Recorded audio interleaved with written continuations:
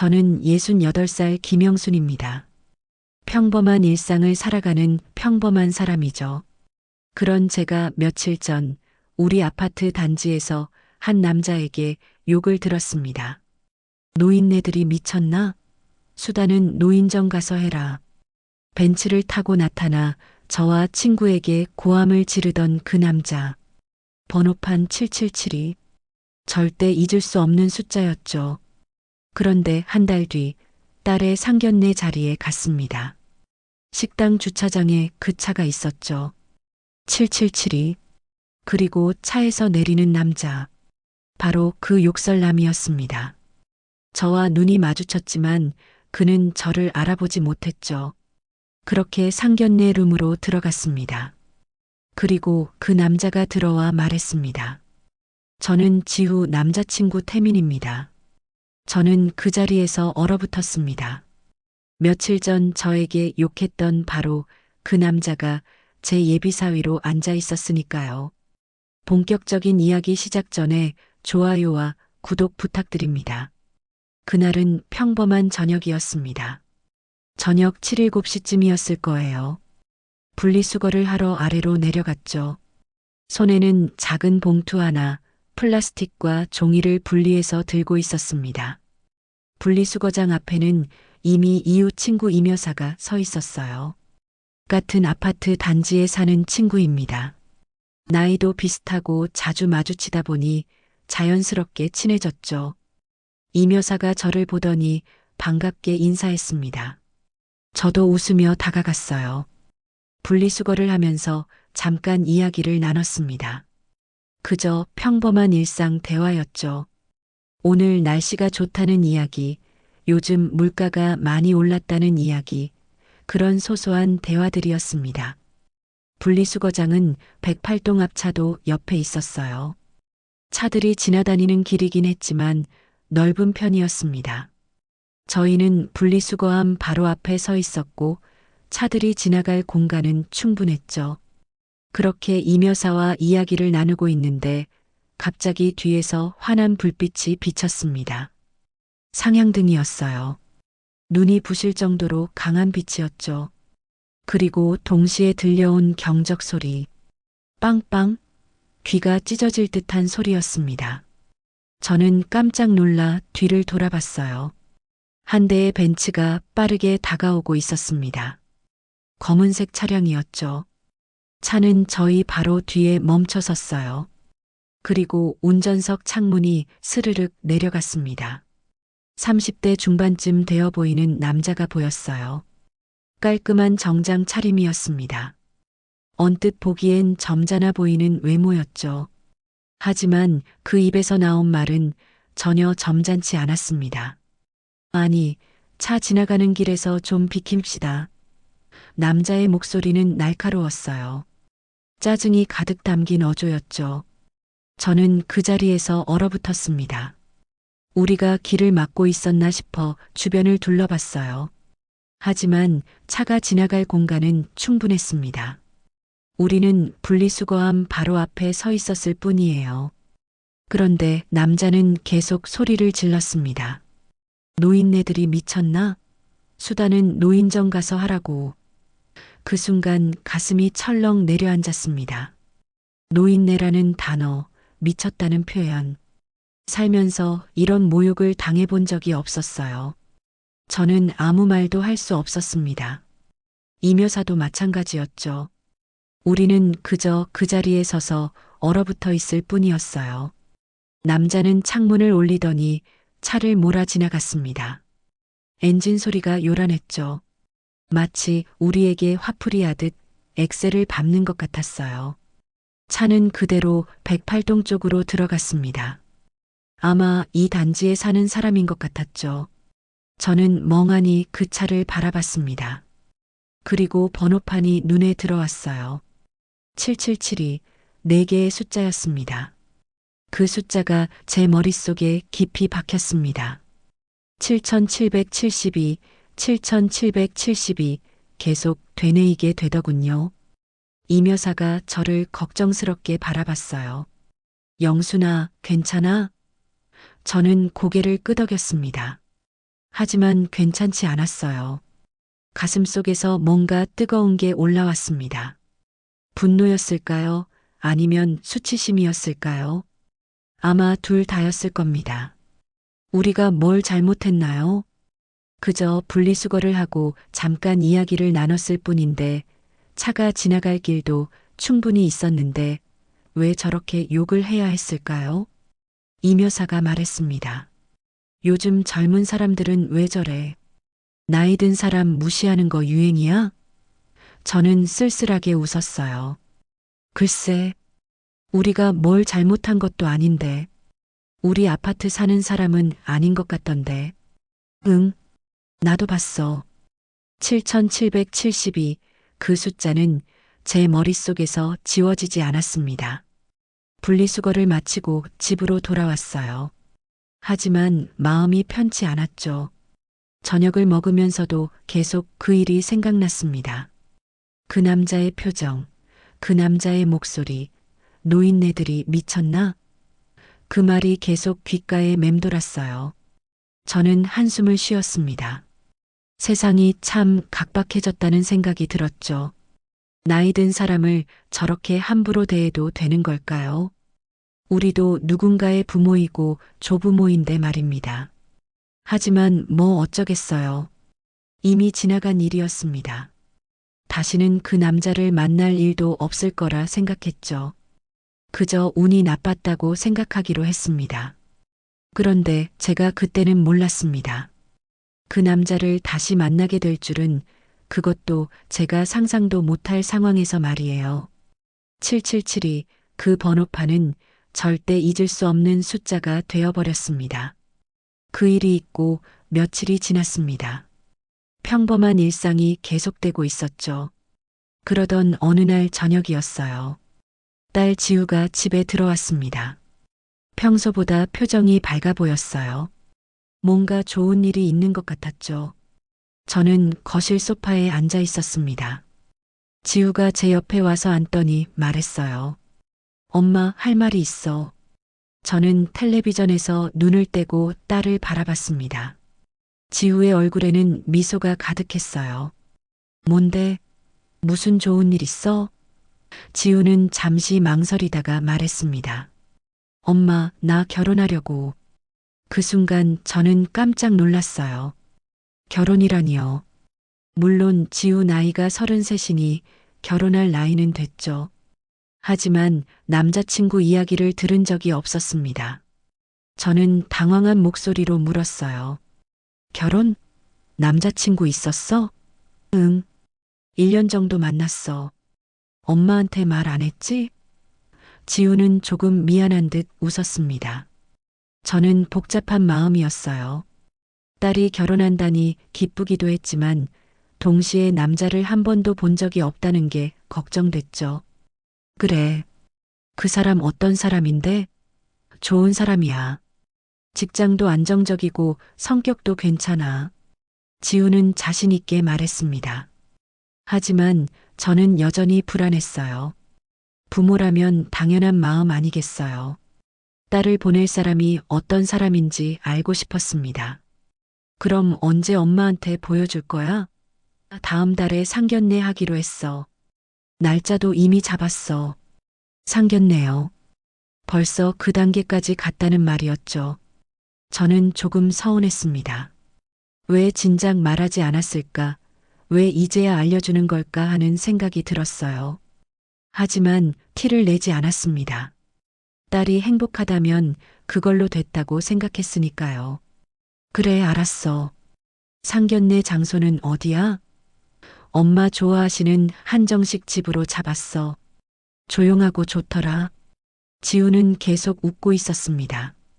정말 행복해 보였어요. 저도 따라 웃었죠. 그래. 좋은 사람이면 됐다.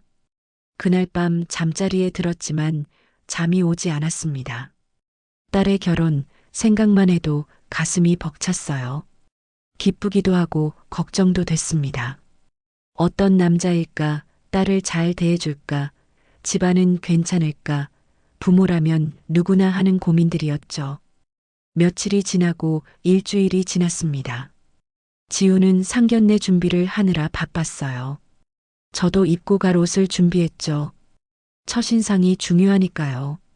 하지만 여전히 예비사위의 얼굴은 보지 못했습니다. 지우에게 사진이라도 보여달라고 했어요. 사진은 왜? 상견례 때 보면 되잖아. 지우는 웃으며 그렇게 말했죠. 저는 더 이상 묻지 않았습니다. 궁금하긴 했지만 기다리기로 했어요. 어차피 곧 만나게 될 테니까요. 그렇게 상견례 날이 다가왔습니다. 한 달이라는 시간이 참 빨리 지나갔어요. 저는 아침부터 마음이 두근거렸습니다. 오늘 제 딸의 예비 신랑을 만나는 날이니까요. 어떤 사람일까? 착한 사람이었으면 좋겠다. 딸을 소중히 여기는 사람이었으면 좋겠다. 그런 생각들을 하며 옷을 챙겨 입었어요. 지우도 일찍부터 준비했습니다. 평소보다 화장도 진하게 하고 옷도 신경 써서 입었죠. 정말 예뻐 보였어요. 엄마, 긴장돼? 지우가 물었습니다. 저는 웃으며 고개를 끄덕였어요. 긴장되지. 너는 안 돼? 나도 엄청 떨려. 근데 괜찮을 거야. 태민이 좋은 사람이니까. 태민, 예비사위의 이름이었습니다. 강태민이요. 이름만 들어서는 어떤 사람인지 알 수 없었죠. 하지만 곧 만나게 될 것이었습니다. 상견례 시간은 오후 1시였어요. 저희는 12시 반쯤 집을 나섰습니다. 식당까지는 차로 20분 정도 걸렸죠. 택시를 타고 가는 동안 지우는 계속 휴대폰을 확인했어요. 아마 예비 신랑과 연락하는 것 같았습니다. 저는 창밖을 바라보며 생각에 잠겼어요. 오늘 하루가 잘 지나갔으면 좋겠다. 좋은 사람이었으면 좋겠다. 그런 바람뿐이었습니다. 택시는 조용히 달렸고 점점 식당에 가까워졌습니다. 가슴이 더욱 빨리 뛰기 시작했어요. 지우도 긴장한 듯 손을 꼭 쥐고 있었죠. 드디어 식당 근처에 도착했습니다. 고급스러운 한정식 집이었어요. 건물 외관부터 품격이 느껴졌죠. 택시에서 내려 천천히 식당 쪽으로 걸어갔습니다. 그런데 그때였어요. 식당 주차장에 세워진 차들이 보였습니다. 여러 대의 차량이 있었죠. 그 중에서 한 대가 제 눈에 들어왔어요. 검은색 벤츠, 그리고 그 번호판 7772. 저는 그 자리에서 멈춰 섰습니다. 심장이 쿵 내려앉는 느낌이었어요. 7772, 분명히 그 숫자였습니다. 며칠 전 저에게 욕을 퍼부었던 그 차요. 노인네들이 미쳤나? 그 말이 다시 귓가에 울렸어요. 이건 우연일까요? 같은 번호판을 가진 차가 두 대일 리 없었습니다. 분명 그 차가 맞았어요. 그런데 왜 여기에 있는 거죠? 그때 차 문이 열렸습니다. 운전석에서 한 남자가 내렸어요. 30대 중반, 깔끔한 정장, 그리고 그 얼굴. 바로 그날 밤 저에게 욕했던 남자였습니다. 저는 숨이 막혔어요. 이게 무슨 일이지? 왜 저 남자가 여기 있는 거지 하는 생각뿐이었죠. 남자도 주차장을 걸어 나오고 있었습니다. 그리고 저와 눈이 마주쳤어요. 잠깐 동안 우리는 서로를 바라봤습니다. 하지만 남자는 저를 알아보지 못하는 것 같았어요. 그냥 스쳐 지나가듯 고개를 돌렸죠. 저는 그 자리에 서서 남자의 뒷모습을 바라봤습니다. 남자는 식당 안으로 들어갔어요. 지우가 제 팔을 잡았습니다. 엄마, 왜 그래? 어디 아파? 저는 고개를 저었어요. 아니야. 괜찮아. 하지만 괜찮지 않았습니다. 마음이 불안했어요. 왜 하필 저 남자가 여기 있는 걸까요? 설마 그런 일은 아니겠죠. 저는 불길한 예감을 떨쳐내려 애썼습니다. 그리고 지우와 함께 식당 안으로 들어갔어요. 직원이 저희를 안내해 준 곳은 2층 룸이었습니다. 문을 열고 들어가니 이미 몇 분이 앉아 계셨어요. 예비시댁 식구들인 것 같았죠. 저희는 인사를 나눴습니다. 그리고 자리에 앉았어요. 예비 시어머니께서 먼저 말을 건넸습니다. 어머님, 멀리서 오시느라 고생하셨어요. 정중한 말투였습니다. 저는 웃으며 대답했죠. 아니에요. 저희야말로 이렇게 좋은 자리 만들어주셔서 감사합니다. 예비 시아버지도 옆에 앉아 계셨어요. 점잖아 보이는 분이었습니다. 그런데 한 자리가 비어 있었습니다. 바로 예비 신랑 자리였죠. 저는 그 빈자리를 바라봤어요. 가슴이 두근거렸습니다. 아까 주차장에서 본 그 남자, 그 얼굴이 자꾸 떠올랐어요. 설마 하는 생각이 머릿속을 떠나지 않았죠. 지우는 제 옆에 앉아 긴장한 표정이었습니다. 손을 꼭 쥐고 있었어요.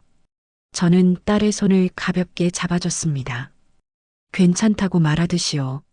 하지만 제 손도 떨리고 있었습니다. 잠시 후 직원이 들어와 물을 따라줬어요. 그리고 메뉴를 가져왔죠. 예비 시아버지께서 메뉴를 보시며 주문하셨습니다. 한정식 코스 요리였어요. 대화가 오갔습니다. 서로를 알아가는 시간이었죠. 지우 씨가 우리 아들 정말 잘 챙겨준다고 하더라고요. 예비 시어머니의 말에 지우가 수줍게 웃었습니다. 아니에요. 태민이가 저를 더 잘 챙겨줘요. 태민, 그 이름을 들을 때마다 가슴이 철렁했어요. 아까 그 남자가 혹시 아니야, 그럴 리 없어. 저는 계속 스스로를 다독였습니다. 시간이 조금 흘렀습니다. 대화를 나누며 음식을 기다리고 있었죠. 그런데 그때 룸문이 열렸어요. 천천히, 아주 천천히 문이 열리는 소리가 들렸습니다. 그리고 한 남자가 들어왔죠.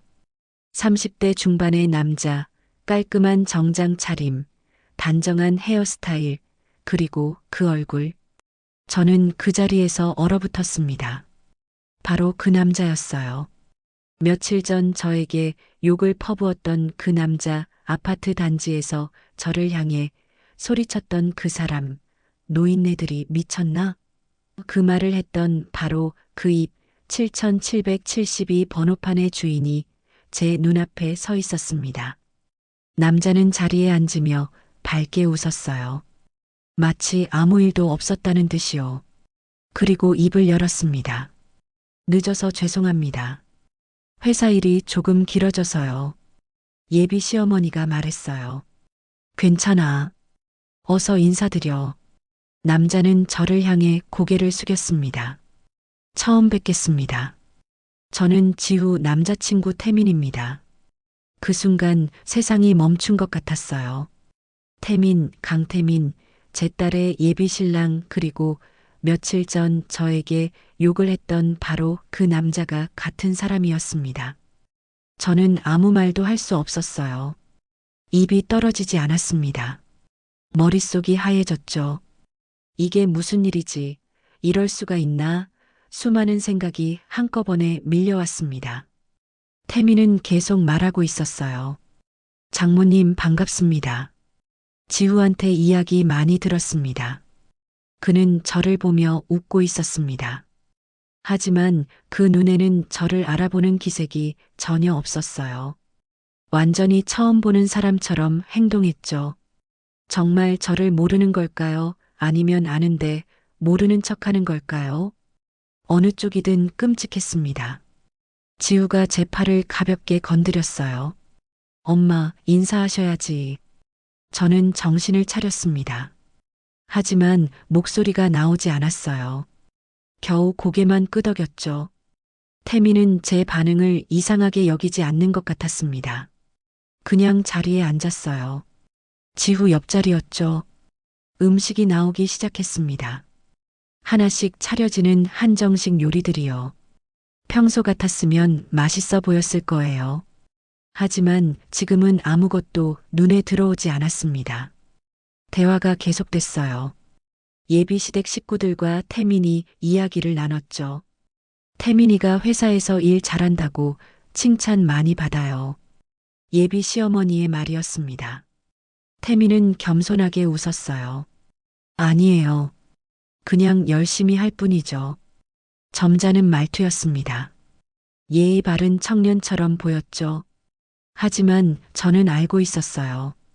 저 입에서 어떤 말이 나올 수 있는지, 저 사람의 본 모습이 어떤지 말입니다. 며칠 전 밤의 일이 생생했습니다. 상향등을 켜고 경적을 울리던 모습, 창문을 내리고 욕을 퍼붓던 모습, 노인네들이 미쳤나? 그 말, 그 표정, 모두 기억났어요. 지우가 행복하게 웃고 있었습니다. 태민의 손을 잡으며 말했죠. 엄마, 태민이 정말 좋은 사람이에요. 저한테 진짜 잘해줘요. 저는 딸을 바라봤습니다. 순한 제 딸, 착한 제 딸, 저 남자의 본 모습을 모르는 제 딸이요. 가슴이 미어졌어요. 어떻게 말해야 하지, 뭐라고 해야 하지, 지금 당장 말해야 할까, 수많은 생각이 머릿속을 스쳤습니다. 태민이 저를 향해 말했어요. 장모님, 지우를 정말 잘 키우셨어요. 착하고 마음씨도 곱고. 저는 그를 똑바로 바라봤습니다. 그의 눈을 응시했죠. 태민은 여전히 웃고 있었어요. 전혀 동요하지 않았습니다. 정말 저를 모르는 걸까요? 아니면 엄청난 연기를 하고 있는 걸까요? 예비 시아버지께서 말씀하셨습니다.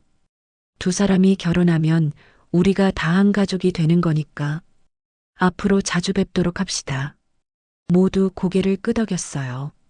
화기애애한 분위기였습니다. 하지만 저만 그 분위기에 녹아들 수 없었죠. 저는 계속 태민을 관찰했습니다. 그의 말투, 그의 표정, 그의 행동 하나하나를 말이에요. 겉으로는 완벽한 예비 신랑이었어요. 예의 바르고 말도 잘하고 부모님께도 효도하는 것처럼 보였죠. 하지만 저는 알았습니다. 저 안에 어떤 사람이 숨어 있는지, 노인을 함부로 대하는 사람, 약자에게 함부로 하는 사람이 제 딸의 남편이 된다고요. 절대 안 됐습니다. 절대로요. 저는 물컵을 천천히 들어 올렸어요. 물을 한 모금 마셨습니다. 그리고 잠시 생각했죠. 지금 말할까 아니면 조금 더 기다릴까, 어떻게 하는 게 맞을까, 딸을 위해서는 어떤 선택이 맞을까 하고요. 태민은 여전히 웃으며 이야기하고 있었습니다. 마치 아무 문제 없는 사람처럼 말이에요. 하지만 저는 결심했어요. 이대로 넘어갈 수 없다고, 제 딸을 저런 사람에게 보낼 수 없다고, 반드시 말해야 한다고, 지금, 바로 지금이라고요. 저는 물컵을 천천히 테이블에 내려놓았습니다. 그리고 입을 열었어요. 저는 물컵을 테이블에 내려놓았습니다. 또각 작은 소리였지만 묘하게 크게 들렸어요. 룸 안의 분위기가 잠시 조용해졌죠. 모두 제 쪽을 바라봤습니다. 저는 천천히 태민을 쳐다봤어요. 그는 여전히 미소를 띤 얼굴이었습니다. 아무것도 모르는 표정이었죠. 저는 침착하게 입을 열었어요. 강태민 씨. 태민이 고개를 들었습니다. 네, 장모님. 그의 목소리는 공손했어요. 하지만 저는 알고 있었죠. 저 목소리가 얼마나 달라질 수 있는지 말입니다. 저는 계속 말했습니다. 우리 처음 본 사이는 아니죠? 그 순간 태민의 표정이 미세하게 흔들렸어요. 눈동자가 조금 흔들렸습니다. 아주 잠깐이었지만 저는 놓치지 않았죠. 태민이 어색하게 웃으며 말했어요. 예, 무슨 말씀이신지. 저는 그의 말을 끊지 않았습니다. 그냥 조용히 바라볼 뿐이었죠. 예비 시어머니가 의아한 표정으로 물었어요. 어머님, 우리 태민이를 어디서 보신 적이 있으세요? 저는 고개를 끄덕였습니다. 네, 며칠 전에 봤습니다. 지우가 놀란 표정으로 저를 봤어요. 엄마, 무슨 소리야? 저는 딸을 향해 잠깐 눈길을 줬습니다. 그리고 다시 태민을 바라봤죠. 태민의 얼굴이 조금씩 굳어지고 있었어요. 뭔가 눈치챈 것 같았습니다. 저는 천천히 말을 이어갔어요. 며칠 전 저녁 7시쯤이었습니다. 태민의 손이 미세하게 떨렸어요. 테이블 위에 놓인 그의 손이 분명히 떨리고 있었죠. 우리 아파트 단지 108동 앞이었어요. 태민의 얼굴이 창백해지기 시작했습니다. 이제 확실히 기억하는 것 같았죠. 저는 멈추지 않았습니다. 번호판 7772 벤츠. 그 숫자를 말하는 순간 태민의 표정이 완전히 굳어버렸어요. 예비시댁 식구들도 분위기가 이상함을 느낀 듯 했습니다. 예비 시아버지께서 태민을 바라봤어요. 태민아, 무슨 일이니? 태민은 입을 열었다 닫았다를 반복했습니다. 아무 말도 나오지 않는 것 같았죠. 저는 계속 말했어요. 그날 밤 저와 친구가 분리수거를 하고 있었습니다. 지우가 제 손을 잡았어요. 엄마, 대체 무슨... 저는 딸의 손을 가볍게 쥐어줬습니다. 괜찮다는 듯이요. 그리고 다시 태민을 봤죠. 차 지나갈 길은 충분했어요. 우리는 분리수거함 앞에 서 있었을 뿐이고요. 태민이 입술을 깨물었습니다. 하지만 누군가 경적을 울렸죠. 빵빵 소리를 내면서요. 저의 목소리는 여전히 차분했어요. 하지만 단단했습니다. 그리고 창문을 내리고 소리쳤어요. 태민이 고개를 떨구기 시작했습니다. 저는 천천히 또박또박 말했어요. 노인네들이 미쳤나? 수다는 노인정 가서 해라. 루만이 완전히 조용해졌습니다. 아무도 말이 없었어요. 숨소리만 들릴 정도였죠. 그렇게 소리치던 분 맞으시죠? 태민은 대답하지 않았습니다. 고개를 숙인 채 얼어붙어 있었어요. 예비 시어머니의 얼굴이 하얗게 변했습니다. 태민아, 그게 정말이니? 태민이 입을 열었어요. 그건... 그의 목소리는 떨리고 있었습니다. 더 이상 공손한 목소리가 아니었죠. 저도 그날 급한 일이 있어서 그냥 실수로... 저는 고개를 저었습니다. 실수요? 실수로 저렇게 욕을 하나요? 태민은 말문이 막혔어요. 변명조차 제대로 하지 못했죠. 지우가 태민을 바라봤습니다. 태민아, 그게 진짜야? 우리 엄마한테 그런 말을 했어? 지우의 목소리도 떨리고 있었어요. 충격을 받은 게 분명했죠. 태민이 지우를 봤습니다. 지우야, 나 그날 너 만나러 간 거였어. 전해줄 것도 있었고, 그런데 회사에서 급한 연락이 와서 바로 다시 가야 했거든. 그래서 너무 서두르다 보니, 그래서 노인한테 욕해도 돼? 지우의 목소리가 높아졌어요.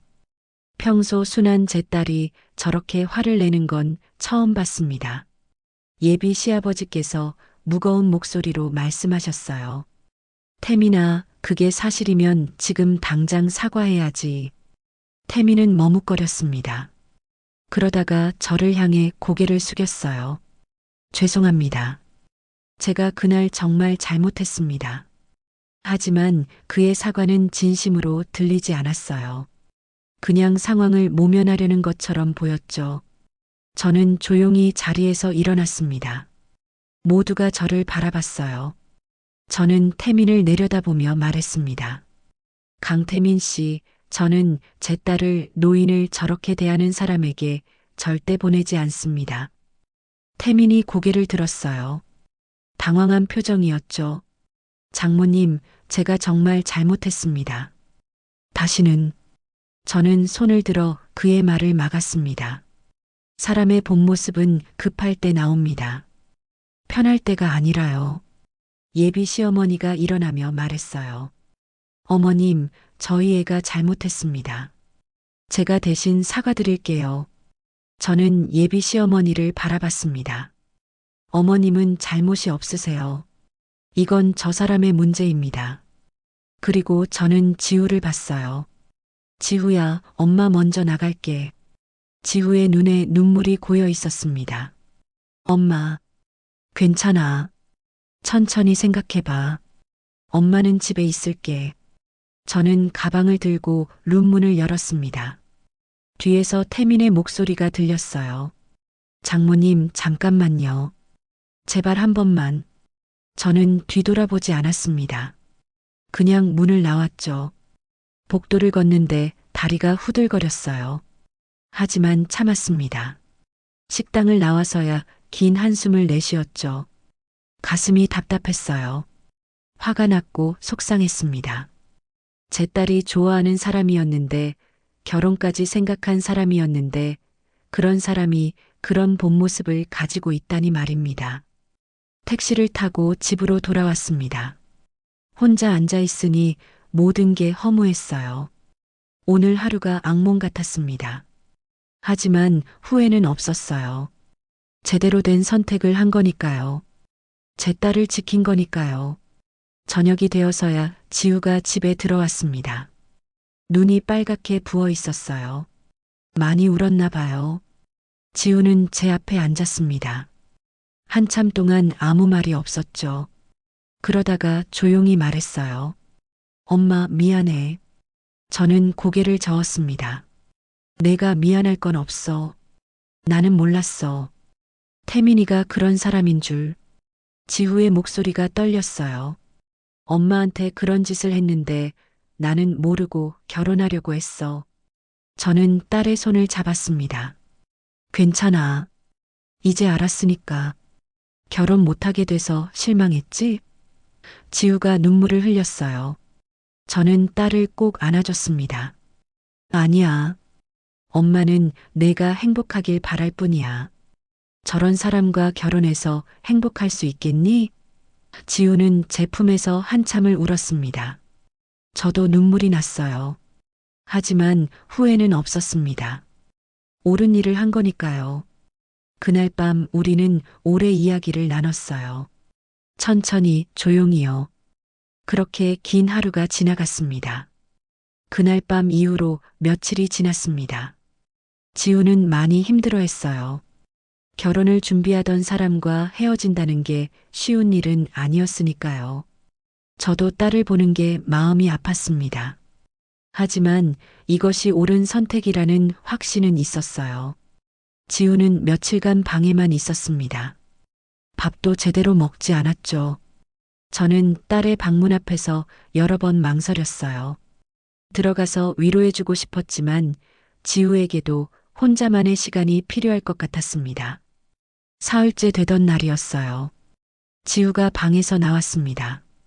여전히 눈은 붓고 얼굴은 창백했지만 조금은 정리된 표정이었죠. 지우는 식탁에 앉았고 저는 따뜻한 미역국을 끓여서 내왔습니다. 지우가 좋아하는 음식이었어요. 우리는 말없이 밥을 먹었습니다. 그러다가 지우가 먼저 입을 열었어요. 엄마, 태민한테 연락 왔어. 저는 수저를 놓고 딸을 바라봤습니다. 뭐래? 용서해달라고. 자기가 정말 잘못했다고.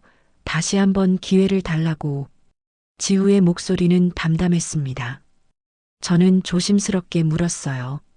너는 어떻게 하고 싶은데? 지우는 한참을 생각하다가 말했습니다.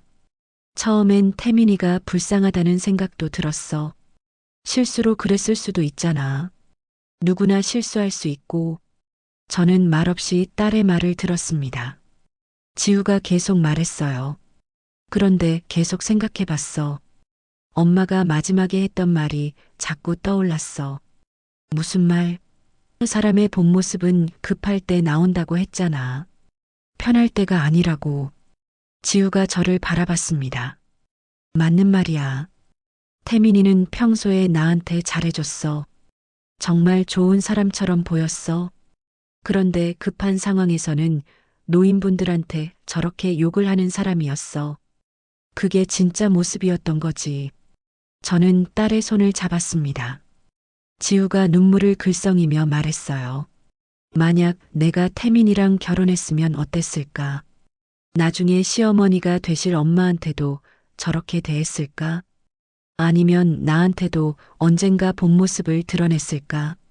저는 딸을 꼭 안아줬습니다. 지우야, 내가 잘 생각한 거야.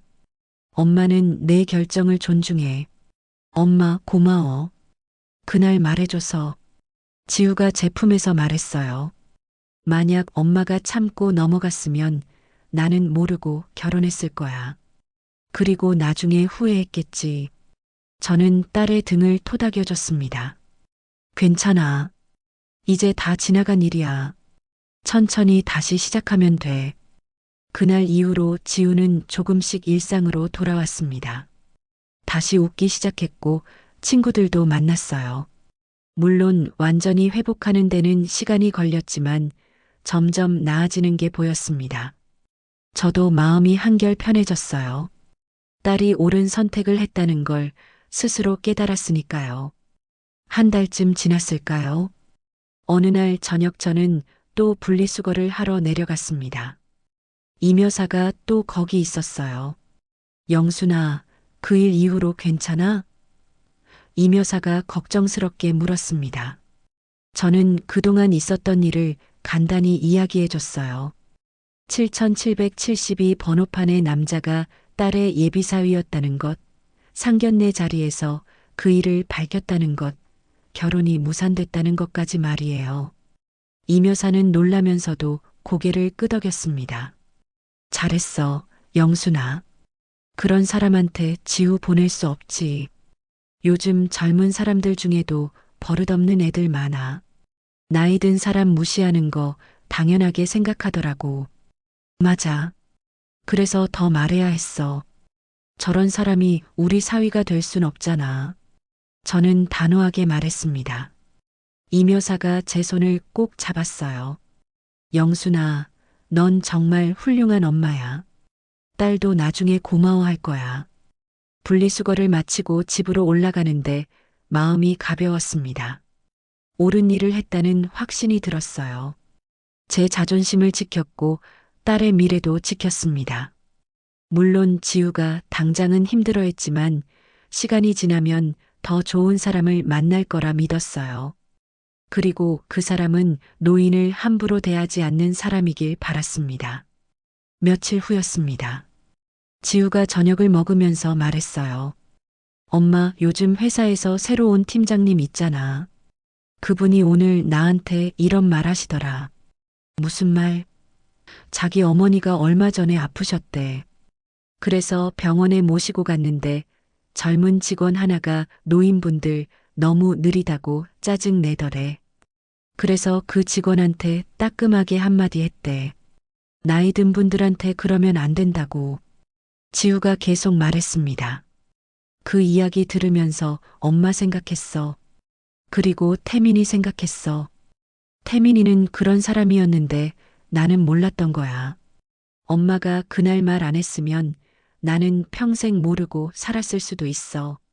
저는 웃으며 고개를 끄덕였습니다. 그래. 다행이지 뭐. 응. 정말 다행이야. 엄마가 있어서. 지우도 웃었어요. 예전의 밝은 웃음이었습니다. 그날 밤 저는 오랜만에 편히 잠들었습니다. 딸도 이제 괜찮아진 것 같았고 저도 마음이 편했어요. 7770이라는 번호판은 여전히 기억에 남아 있었지만 이제는 나쁜 기억만은 아니었습니다. 오히려 제가 딸을 지킬 수 있었던 계기가 된 숫자였으니까요. 그 숫자 덕분에 저는 딸의 평생을 지켜줄 수 있었습니다. 이후로도 우리 아파트 단지에서는 가끔 그 이야기가 회자됐습니다. 7772 용남 사건이라고 사람들이 불렀어요. 노인을 함부로 대하면 안 된다는 교훈을 주는 이야기로 말이에요. 이묘사가 이웃들에게 이야기했나 봅니다. 저는 별로 신경 쓰지 않았어요. 오히려 좋은 일이라고 생각했죠. 다른 사람들도 조심하게 될 테니까요. 지우는 이제 완전히 회복했습니다. 다시 밝아졌고 일도 열심히 하고 있어요. 가끔 연애 이야기가 나오면 신중해졌다고 말합니다. 엄마, 나 다음에 남자 만나면 엄마한테 먼저 보여줄게. 그 사람이 어떤 사람인지 확인해줘. 저는 웃으며 대답했어요. 그래. 엄마가 잘 봐줄게. 하지만 제일 중요한 건 내 눈이야. 내가 잘 봐야 해. 시간은 계속 흘러갔습니다. 계절이 바뀌고 날씨가 변했어요. 하지만 변하지 않는 게 하나 있었습니다. 바로 제가 딸을 지켰다는 자부심이었어요. 68년을 살면서 겪은 일 중에 가장 잘한 일이라고 생각합니다. 그날 상견례 자리에서 침묵하지 않고 말한 것, 제 딸을 저런 사람에게 보낼 수 없다고 분명히 밝힌 것이 옳은 선택이었습니다. 어쩌면 제가 너무 엄격했다고 생각할 수도 있어요. 누구나 실수할 수 있고 용서할 수도 있으니까요. 하지만 저는 알고 있습니다. 노인을 함부로 대하는 사람은 언젠가 다른 약자에게도 똑같이 행동한다는 거요. 그게 그 사람의 본 모습이니까요. 그리고 그런 사람에게 제 소중한 딸을 맡길 수는 없었습니다. 절대로요. 태미는 지우에게 몇 번 더 연락했지만 지우가 단호하게 거절했고 이제는 연락도 오지 않습니다. 다 끝난 일이에요. 그리고 우리는 다시 평온한 일상으로 돌아왔습니다. 그게 가장 중요한 거니까요. 제 딸이 행복하고 저도 마음 편한 것, 그것만으로도 충분합니다.